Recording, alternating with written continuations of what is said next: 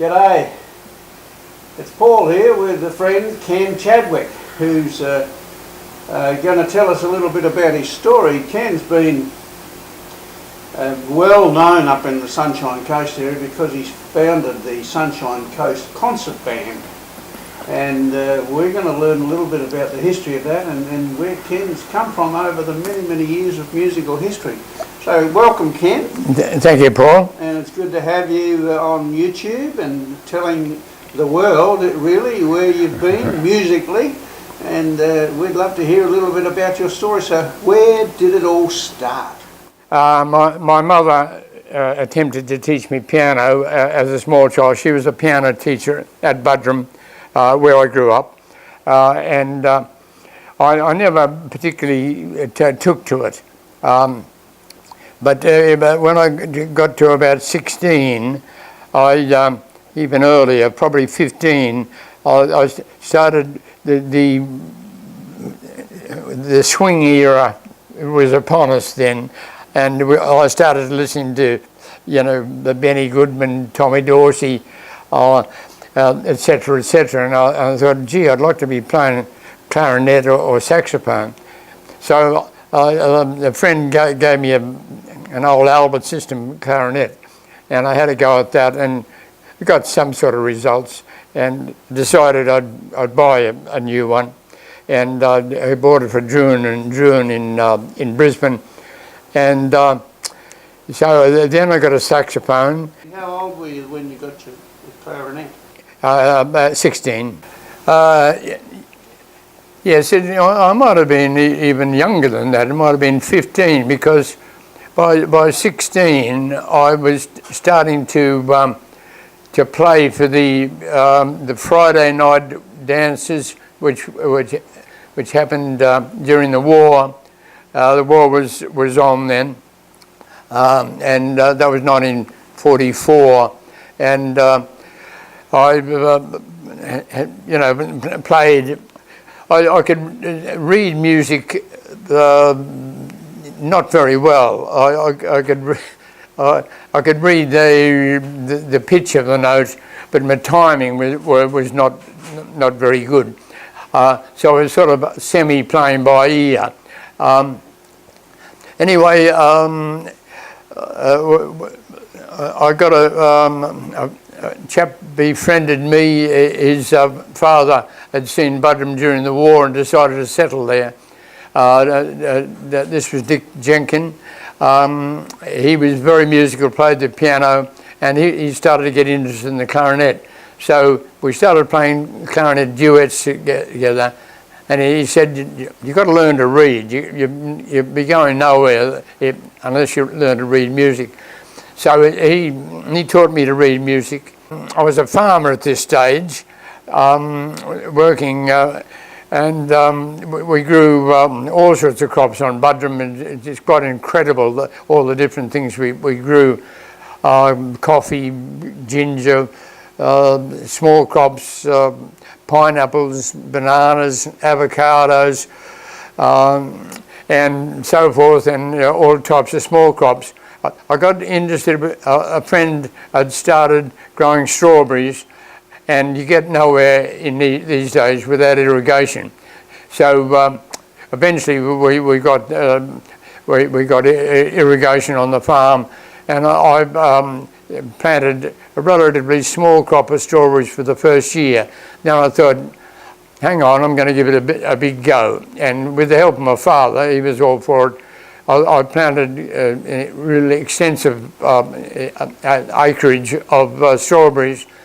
And of course, people said, well, how are you going to pick them? I said, oh, we'll cross that problem when we come to it. And that's exactly what happened.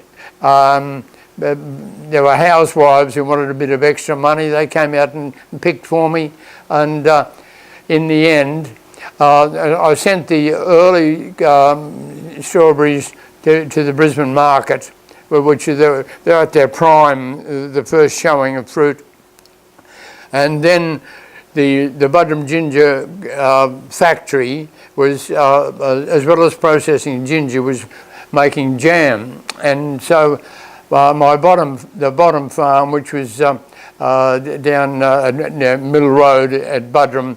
That's where I was growing these strawberries. I lived sort of west of the factory, but my farm was east of it. So when we went home for lunch, I took the strawberries straight into the factory. Talk about the fresh product. It was really. And then went back, and then the afternoon crop, I put that in. And the sum total was I grew 10 tonnes, not the new ton, the old TONS of strawberries. Well, with that money, this is the dramatic thing why I'm talking about the strawberries, was I bought my first car. Well, Dad had a couple of old Willys Utes and things like that, but this was a fair income car. And what happened then, I was able then to travel to Nambour, where I joined the brass band, the Nambour Amateur Theatrical Society's stage orchestra, and a dance band group called the Crackerjacks. So from being a struggling musician, learning, I had to learn then, and I could see the benefits of it. And I used to get a pile of music from Roy Huntley, who had the Crackerjack band. He gave me all the third alto parts, and I'd take him to bed at night, and I'd trying to get the rhythm right. Dum dum da da dum dum dum dum dum doodle da, like that. Yeah, not worrying about the pitch of the note, because the second alto part is not the melody anyway. And eventually I mastered, and I with that experience, with the 3 musical groups I was in, and incidentally in the Nats Orchestra, that's Nats, we got a BATS at Buderim Amateur there. I was a foundation member of BATS actually at Buderim. Nothing to do with music, but just, yes, I was playing the clarinet here and the string section right over there, and there's this young lady giving me very attractive smiles, and I thought, well, wow, this looks interesting. And that's how I met my wife, which we spent 57 wonderful years together until cancer claimed her in 2009. Fortunately, she saw me get my OAM medal from Lady Penelope Winslow in Brisbane, and she had the satisfaction of that. But she died on the 11th of the 11th, 2009.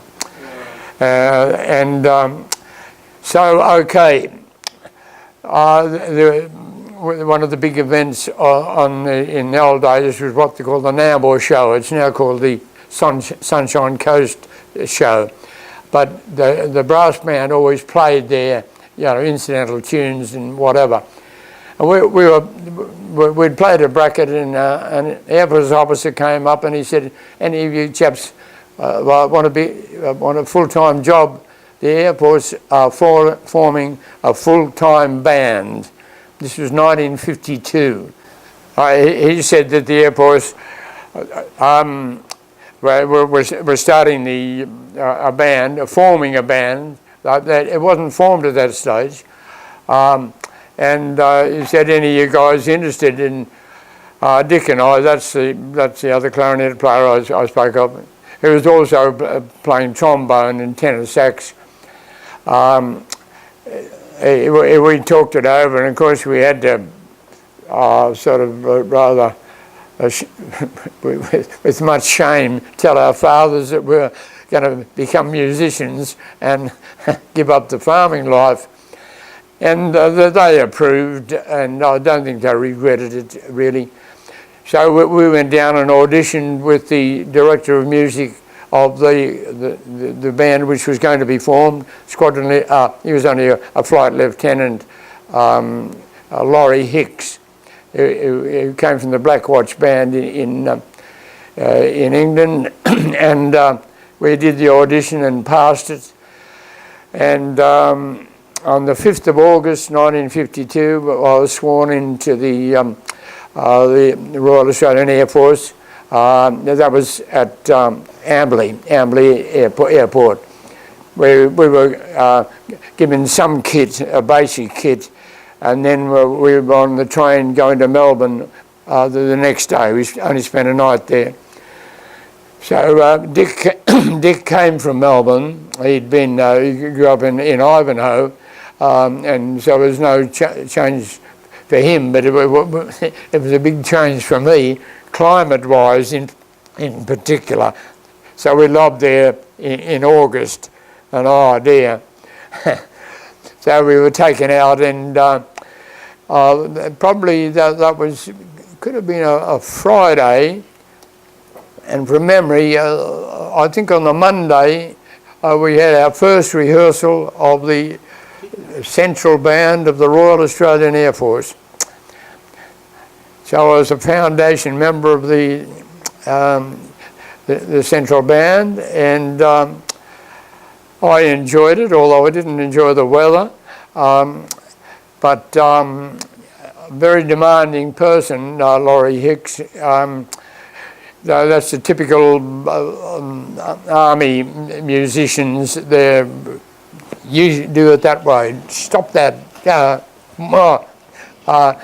Hardly ever a word of praise, and a lot of the Australian guys were sort of shocked. But I'd been a member of the local VDC during the war, which my dad was. He was a captain of D Company at Buderim, and I was a member of the Mooloolaba Lifesaving Club for 8 years. So I was used to discipline, and discipline didn't worry me. The people who fight discipline just making problems for themselves. You're only going to make your life a misery because you'll get picked on. So you accept discipline, and it's part of being a good musician anyway. The whole thing is a very disciplined process. You have to adjust your part so it mixes in with the whole of the music. When you get your little bit of solo, you bring that out, and that's what I try to convey to my musos. However, so I spent 12 years, that's 2 6-year terms with the Air Force, and I'd had enough. In the meantime, while I was playing full-time with the Air Force Band, I got a job in a dance palais in Melbourne at Ziegfield's in Hawthorne, and we played 2 nights, Tuesday and Thursday at Ziggy's, and on Saturday we played in the Hawthorne Town Hall, and I did that for 25 years. And so I was doing 2 jobs, and I love my dance band work. I'm basically more of a dance band musician than I am a classical player, although I don't put music in boxes. I think music, if it sounds good, it's worth playing. And that's what I take into my present band. Anyway, so I decided I'd go try for something else, because the constant travelling with the Air Force Band was taking me away from my 3-night a week job, and I didn't want to lose it. And I realised in a way that I was never going to be the best clarinet player in the Air Force Band. That was the reason why I started off in second clarinet and got up to second solo, but I was never the soloist with it. Although I was lead sax in the band we called the Squadronaires, which did a lot of work, particularly in Canberra. They'd fly us up to Canberra and we'd play for the parliamentary balls and things. And I can remember playing there, I don't know when it was, but it was in the era of Malcolm Turnbull and Golf Whitlam, and it was funny, you're looking at the crowd and you see these two sets of heads right above the rest of them. That's just incidental. So I decided I'd had enough of the band, and so here again was another pioneering type thing. As I said, I was a foundation member of the Air Force Band. I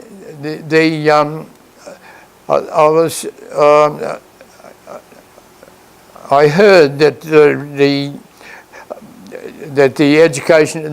Victorian Education Department were trying to establish instrumental music in high schools.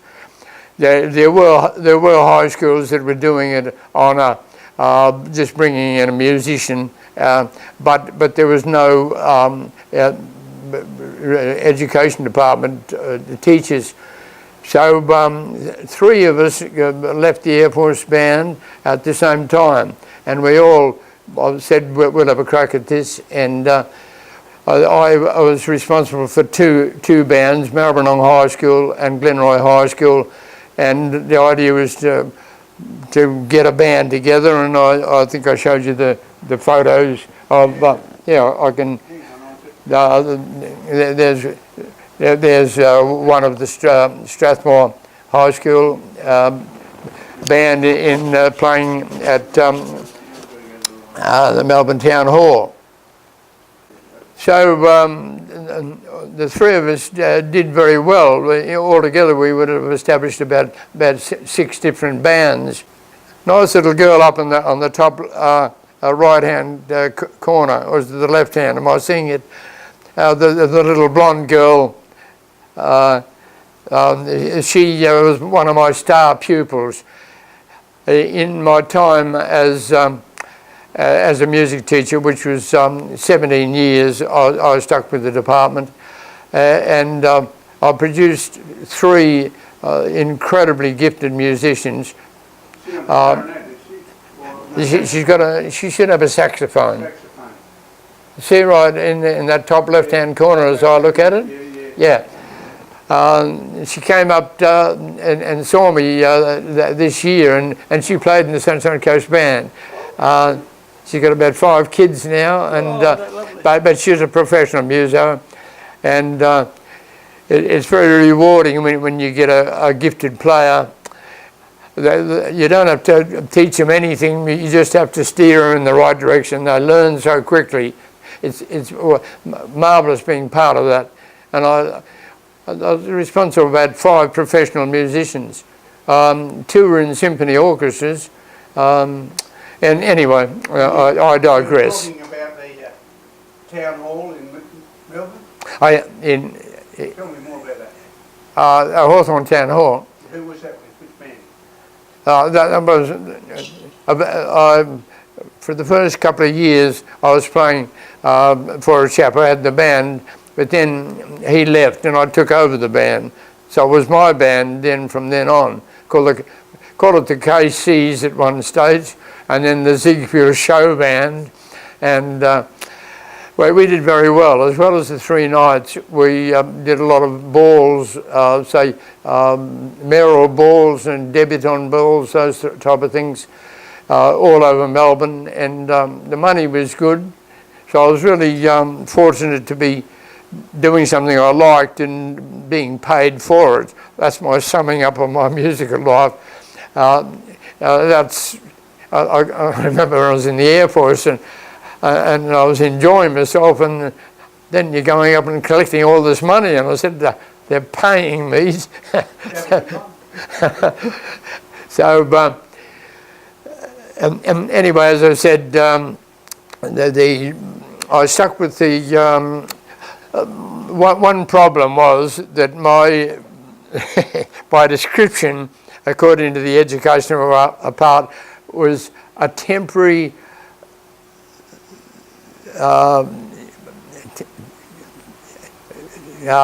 what's the word to sum up? Casual.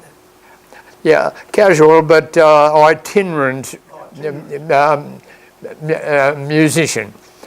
And so I was getting paid money, but I got very friendly with the principal at Strathmore High School in particular, a wonderful person. He's still alive, but got dementia, unfortunately. But he said, "Yeah, you want to get your accreditation so you can get on our permanent staff." So with that, I found if I did a modified course of it's like a seniors matriculation thing, which I did my 2 musics. That was practical and theoretical, and a minor sort of English, 3 subjects, and I was coached by the teacher at Maribyrnong High School. Had to write essays and things, and she says, "You're going all right." So musically, I knew I had to get up to what they call El Marseille standard. That's the licentiate of music of Australia. And I went to the second clarinet in the Melbourne Symphony, Isabel Carter, and she picked out the music I was going to play, and she tutored me on it, and eventually went to the test and passed. Here I've got to bring in my wife. We practiced that music, which is quite considerable stuff, including Mozart's concerto, some Brahms sonatas. Really, it's the top grade in the AUM, Australian Music Examinations Board. We practiced 6 months every day on that thing. And the fateful day came, and we went in, and I got a pass. No brilliant honours or anything, but I was quite happy to have the pass. And that afternoon I came back, and one of my pupils and a chap in the Air Force band had a tape recorder, and I thought, I'll make a recording because that's about the best standard I'll ever be. I knew I wasn't going to get any better, and so I've got a recording of that, which I'm quite proud of, and historically it's important. So then, as well as that, so I had the qualifications, and then I had to do a sort of a minor course at Monash University on different child psychology and class control and all this, and I passed that, and eventually, okay, I'm on the permanent staff. You were a teacher? I was a teacher, not an itinerant musician anymore. A temporary itinerant musician. So I stuck with that for 17 years. Now, there was just one problem. The chap who originally started the music scheme, he said, you do your own thing, so which we did. Then the chap that came in then, he said, I want you to get as many musicians as you can involved, which is a creditable sort of an idea. And so at Strathmore High School, I had concentrated on Strathmore, and I built up musicians that 1 in 3 kids at Strathmore. I had about 300 pupils out of a population of 1,000 kids, and he said, when you get plenty of musicians, we'll back you up with staff. And he didn't. And I was working my brain to the bone, sort of. I'd created a monster, and I said, you got to give me some help. I was teaching everything, brass, woodwind, percussion, even guitar, and I had, that's quite a good band, that one you saw at Melbourne Town Hall, and but it didn't come, and I took long service leave in 1981, and I was thinking about it, like I was close to a nervous breakdown, to be quite honest, but I really loved what I was doing, and the kids loved me. They got on well with me.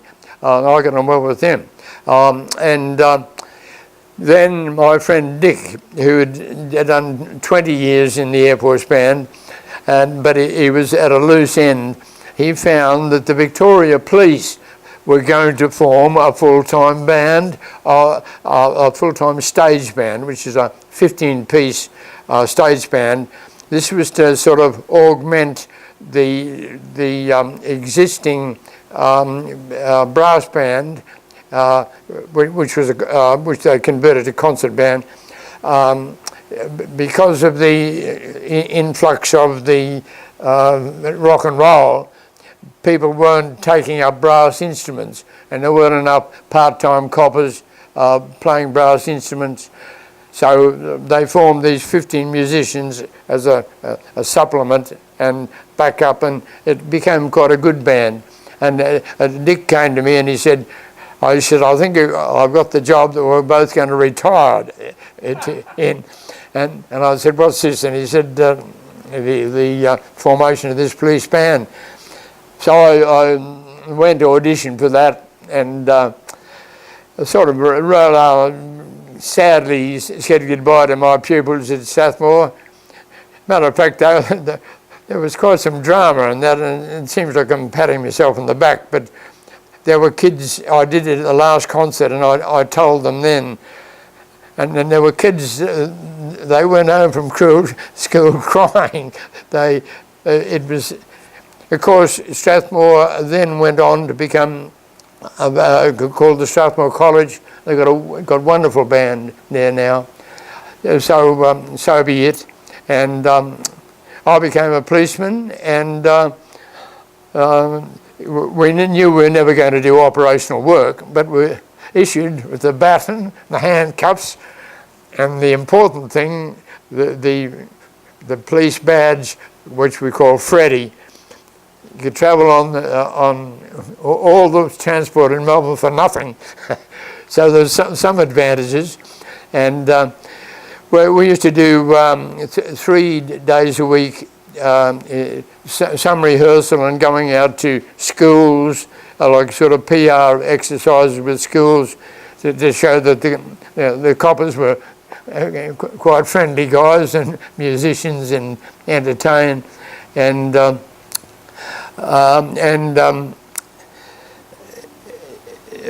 then the other 2 days of the week, we were attached to police stations in the Melbourne area, and I got Essendon police station, which was only up the road from me, and it was good. I only did clerical work, looking after book work and stuff like that. How many years were you in the police for? Well, this is another marvellous event that happened. They used to have the Special Services Retirement Scheme, which was you could take a pension, not a full-time, some money and some pension, and then it was the police, the ambos, the firemen. There might have been 4.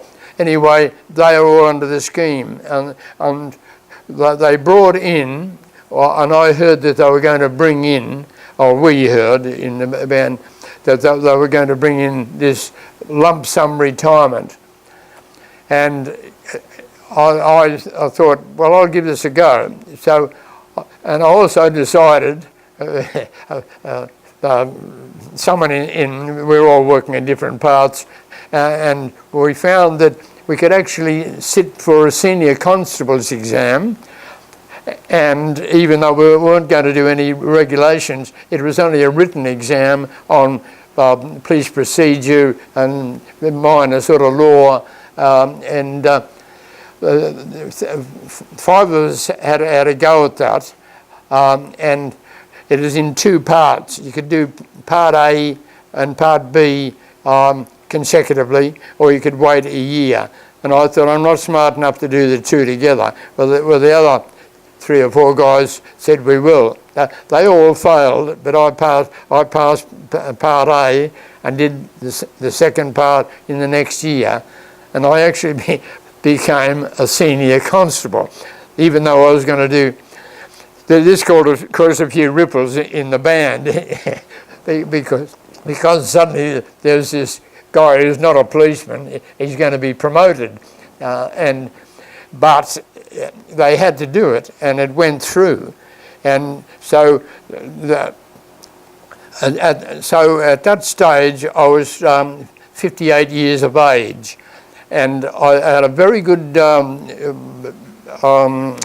financial advisor who was doing my income tax when I was doing the 2 jobs. And he used to come up with incredible lurks about discounts for this and that, and he knew all the loopholes. And he said, you'd be wise. Retirement in those days for the police was 60. He said, you'd be wise to take that lump sum.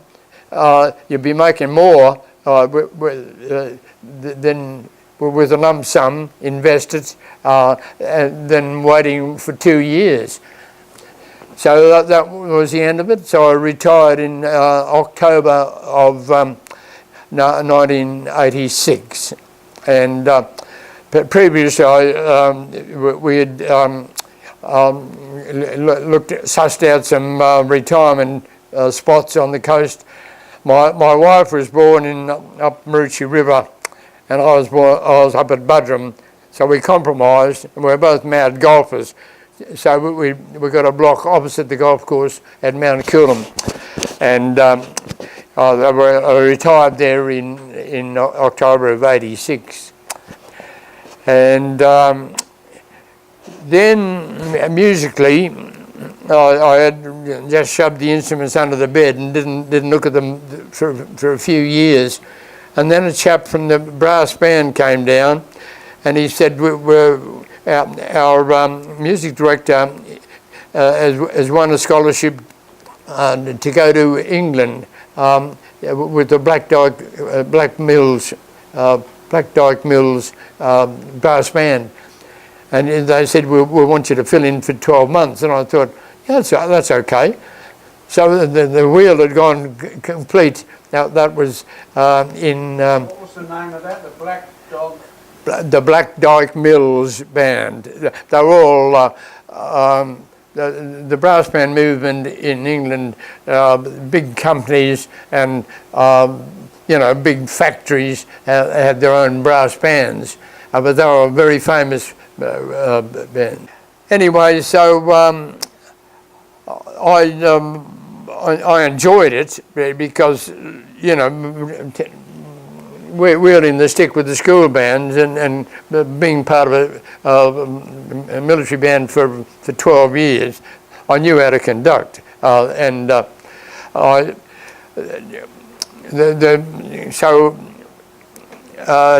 Debbie Radcliffe, her name was. She was the girl who went overseas, and so we went. The brass bands are actually obsessed with competitions, and it's something that I'll tell you a little story about this later. The emphasis is on not entertaining the public so much as going every Easter. We have these state championships, and it's held all over Queensland. The first, when I was with the band in 1950, we went to Ipswich, a competition there. I got a photograph to prove that. So the first year we went to Bundaberg, and I got a one first place. There are 5 different sections in a brass band competition. There's the set piece, which all the bands play. There's your own choice. This is of a major sort of work. There's the street march. There's the hymn tune, and then there's the diagram march. 5 different things, and I won one of them. And I run up in a couple of, and you know, I'm pretty pleased with my results. Anyway, back comes Debbie Radcliffe. She'd fallen in love with the tuba player in the Black Dyke Mills band, and she got married. So they said, "You want to keep going?" And I said, "Yeah." And second year we got. Second year was the Bonanza year. Debbie had just taken the band from C grade into B grade, so it was basically just a good C grade band when I took it over, and we went to Warwick, and we won the 5 different. We won everything. And I don't think it's ever been achieved before, patting on the back again, but it was quite an accomplishment. And with that, we were promoted to A grade. So the third year was A grade. Now, A grade, the music goes up correspondingly more difficult, and I had to be tough on them. I admit that. I had to be tough, but the committee, who I was a sort of an ex officio member of as music director, they were saying, yeah, we want to go well in A grade.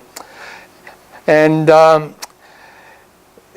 so we eventually we went up to Rockhampton, and I won the diagram march, which is one I devised myself, which was quite an intricate sort of things, the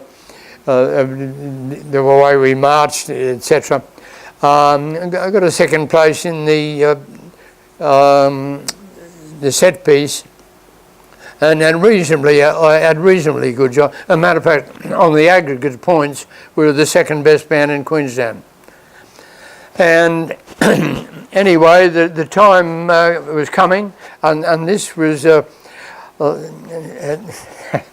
tragedy to me. I was employed by the committee. It wasn't a thing you voted for, the MD. It was an appointment that the committee were done by the democratic vote. The president, treasurer, secretary, etc. But they appointed the thing. And it comes up to time for the elections, and the nominations go up, and there's a guy opposing me as music director. And I went straight to the president. I said, the committee you were supposed to appoint, it's not a democratic vote. He said, no, I've checked up on some legal thing, and we can do that. So I went to the vote, and I got booted out.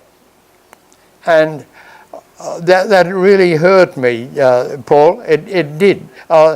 No one had the decency to come and say, listen, you're coming on them too strong, but back off a bit. They're not A-grade material. They're just good B-graders, and I was being too tough on them. But and Val became a tenor horn player. She got awarded at one of the competitions as the most advanced player in the first year. She's a brilliant musician, and she just took to it, and we used to go there early, set the whole band up, and she was devastated too. She said they can't do that.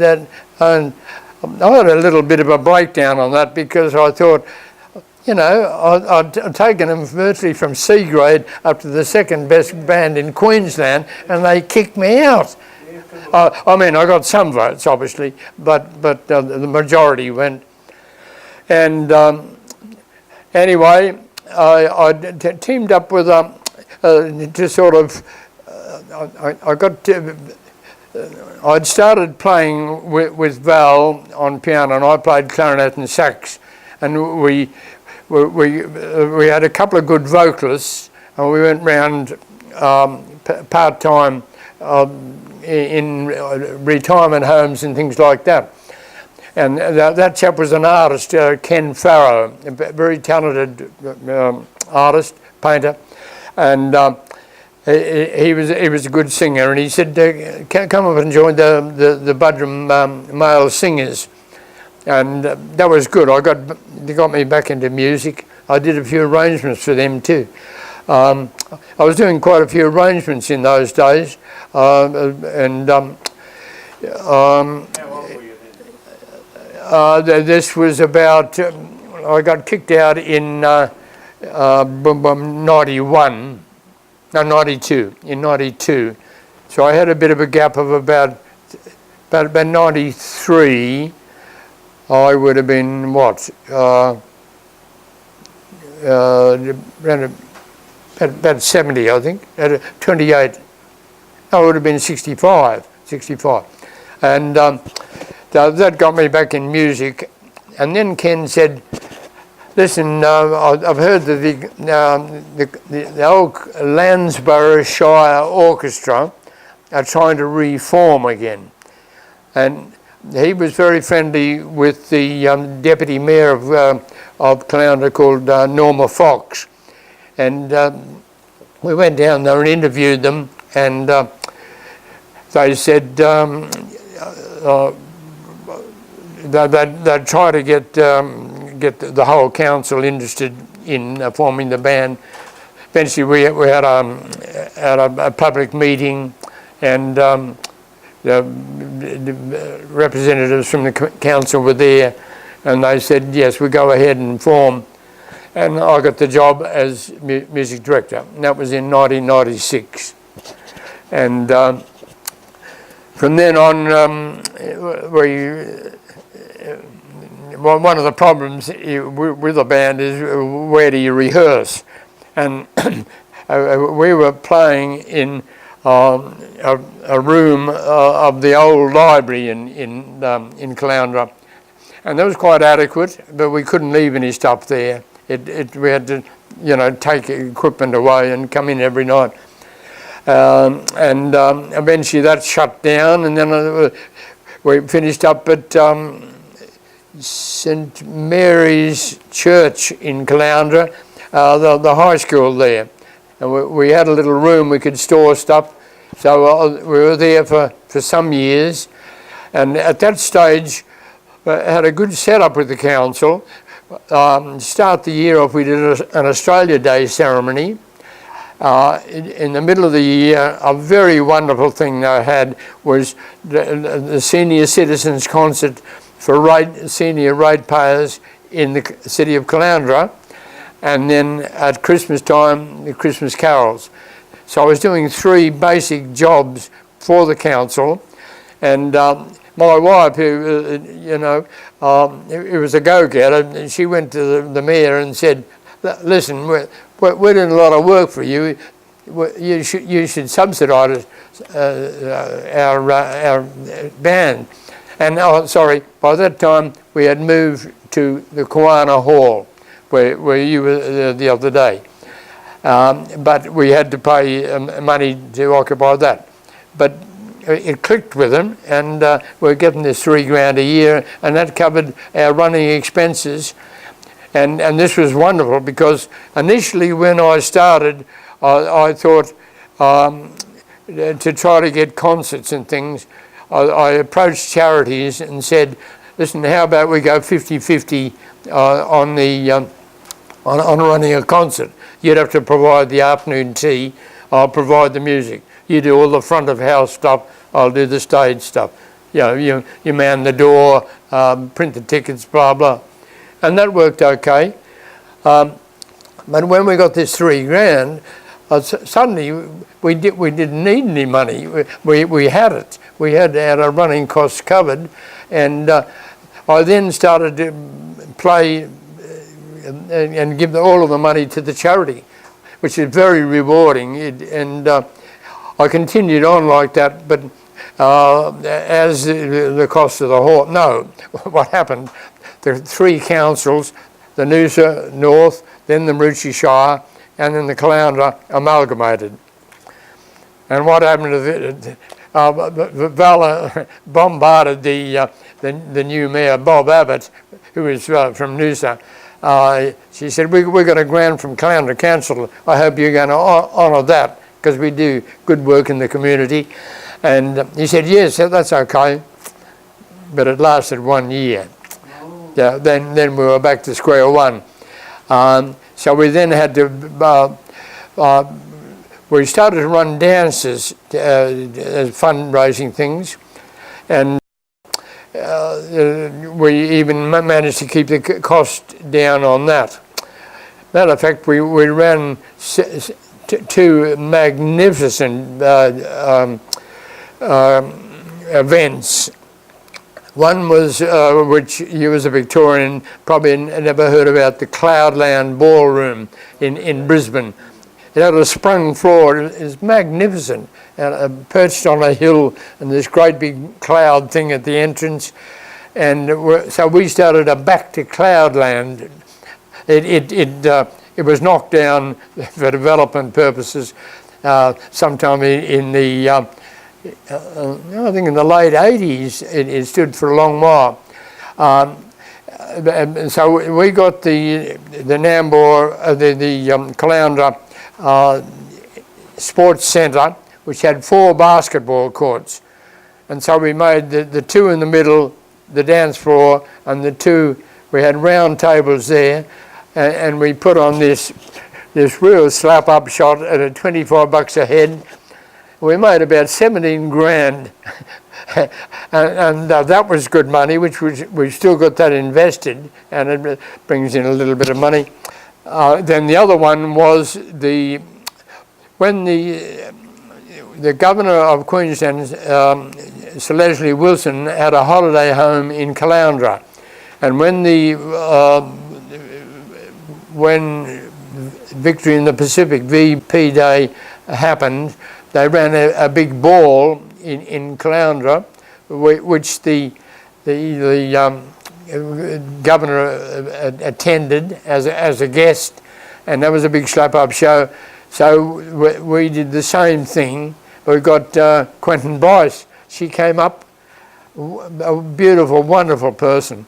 She came up and gave a speech to the public. Then she came over to me. I got the band to stand up and show beautiful music, thank you very much. Then she went down, and the next dance was the Progressive Barn Dance. She got up in the Progressive Barn Dance and danced with everybody in the hall. That's the sort of person she was. She was a beautiful person. So here again, we made a lot of money on that. But as time went on, though, we found we have to charge. We were charging $200 for each concert that we did, and we do the big one at for Legacy, and they were generous enough to give us $500. So we've been sort of surviving. Unfortunately, the dancers, the private dancers, started off, they were wonderful too, packed out crowd, sell out things, and we'd make 4 or 5 grand. We ran three dances a year. Then what happened was the dancing schools, which are a good thing in themselves, but they started in Koana Hall alone. There are 3 dancing schools a week, and that was enough exercise, shall we call it, or exposure to dance music, and our crowds started to dramatically fall down, and we eventually chucked them in, and we're running now 3 private concerts for ourselves to supplement our income. So really that brings us up to date, Paul. But can you tell me, do you have an idea how much money you've raised for charity? I reckon we're about $750,000. No, I'm not kidding, because pretty well every concert we'd make about 3 to 5 grand, and there were about 8 concerts a year. So that's 40 grand, and we've been going 20 years. I think it brings up to about 800,000. At what point did you receive the Order of Australia? That was in 2009. Was that for your charity work? Yes. Okay. Yeah.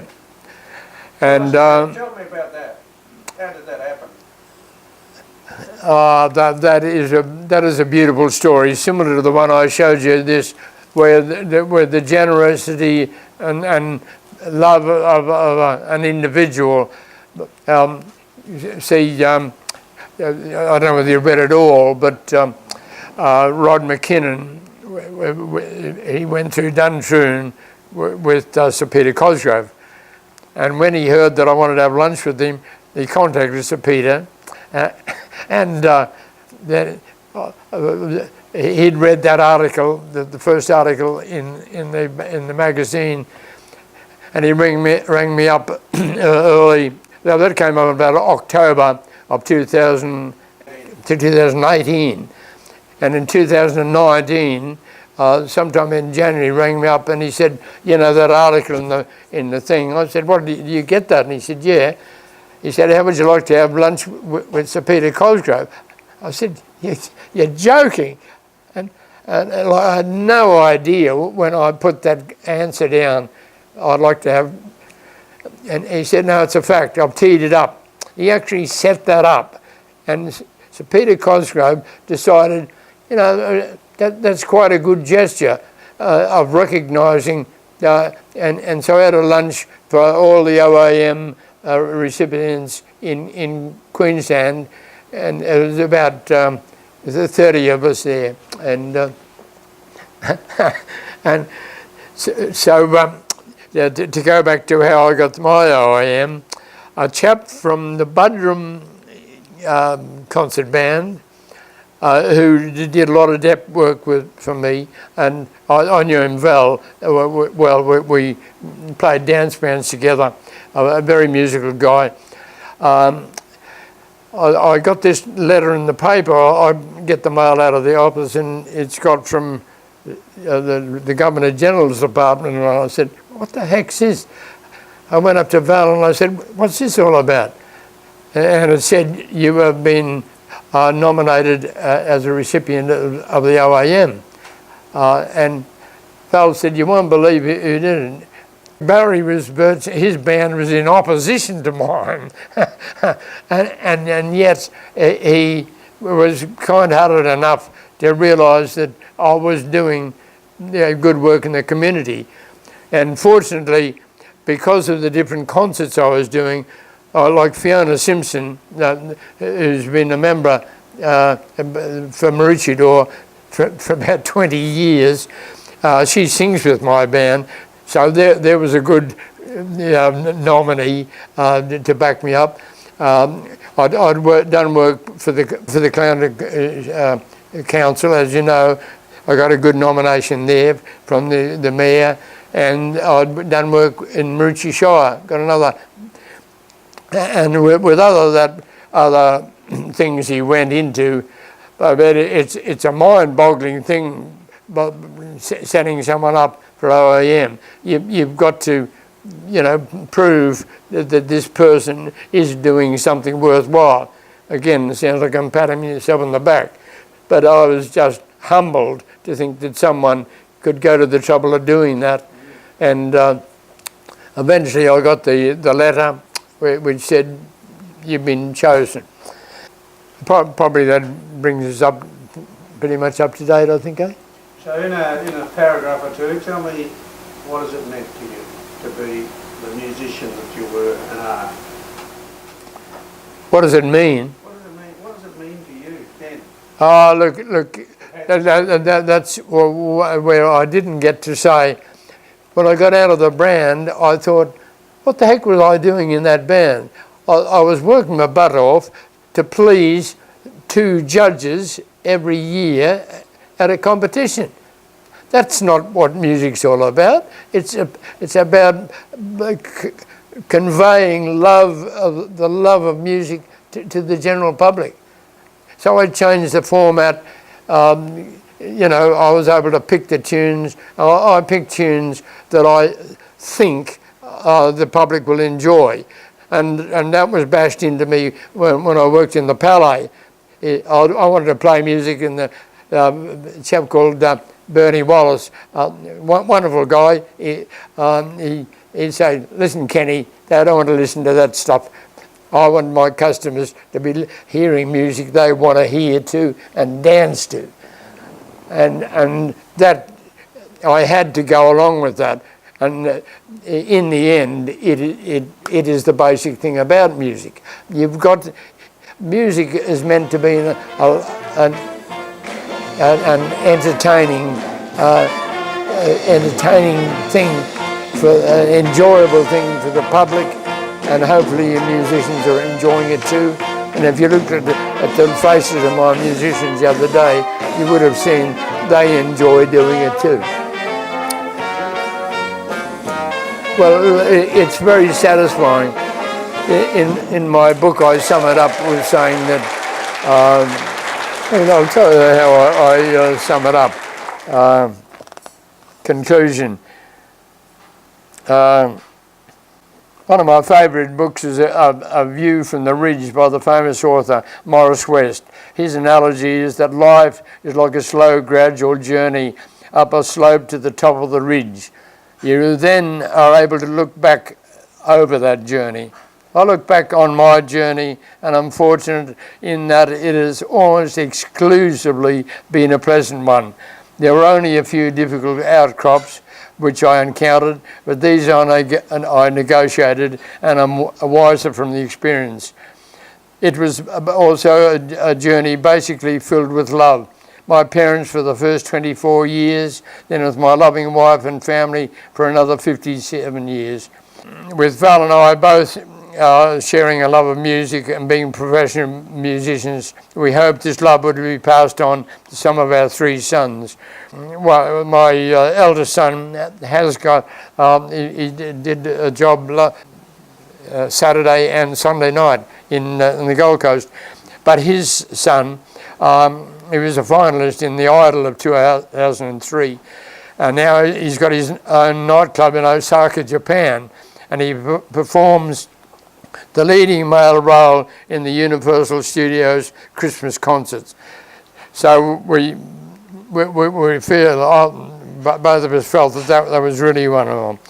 Anyway, to look forward. Yes, we're also blessed that all three sons are still happily married with their special partners, and they have produced 10 wonderful grandchildren, and as I write this, 5 great-grandchildren and 1 great-great-grandchild. In addition to the love of my family, I've received continuing love from untold members of the friends I've met in my 90 years of life.